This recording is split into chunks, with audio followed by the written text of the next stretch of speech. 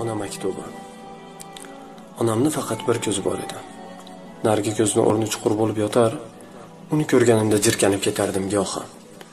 Men aynan onamni bir ko'zi yo'qligi sababli tengdoshlarim oldida xijolat chekar, ochig'i undan or qilardim. Otam yoshligimda avtohalokat tufayli olamdan o'tib ketgandi.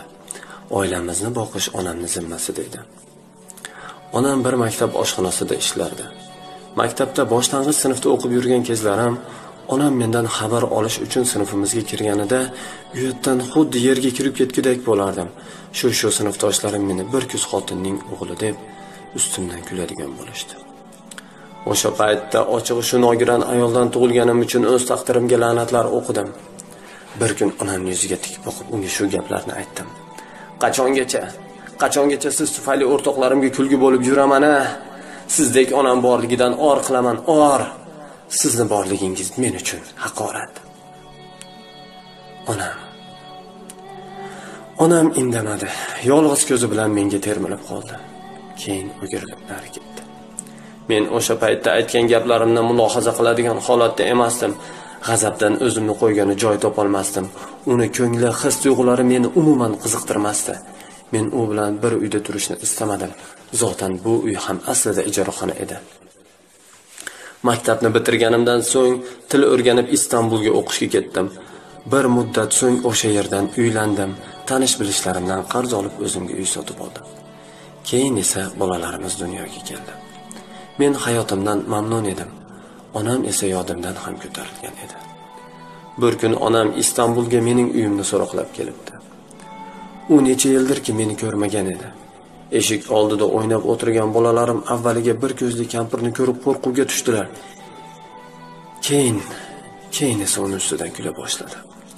Men ularga bu ayol buyingiz deya olmadim. U ostonamdan xatlashi bilanoq nega kelib bolalarimni qo'rqitasiz deb o'shqirdim.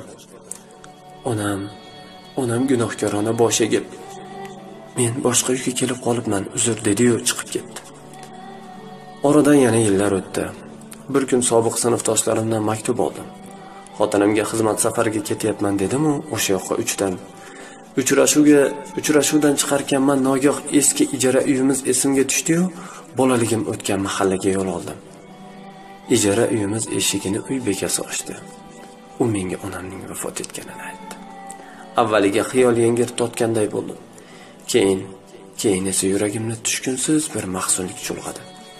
Uy bekasi uydan bir konvert chiqarib berdi. Onam menga berib qo'yishlarini tayinlagan ekan. Darhol xatni o'qishga tutindim. Hatto quyidagi so'zlar yozilgan edi. Jigarbandim.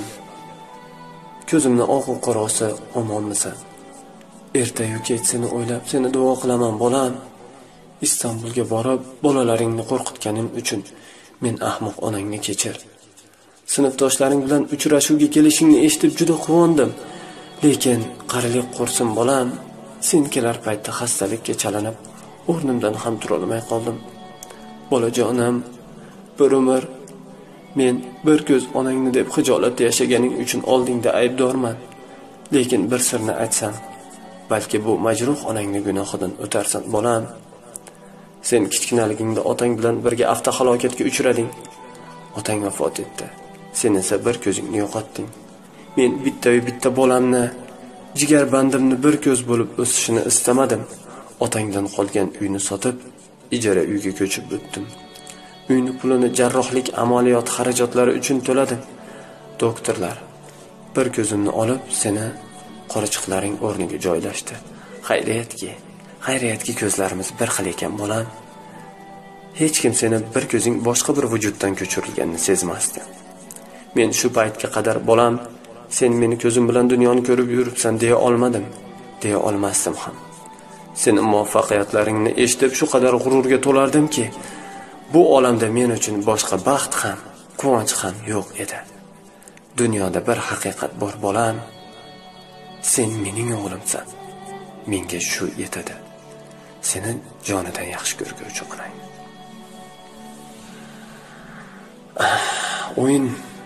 O'yin kuyunda mast bo'lgan kunim.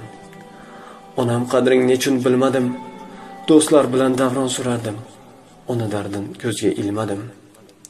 Onam esa borardi qarab, dard qo'lida. Ona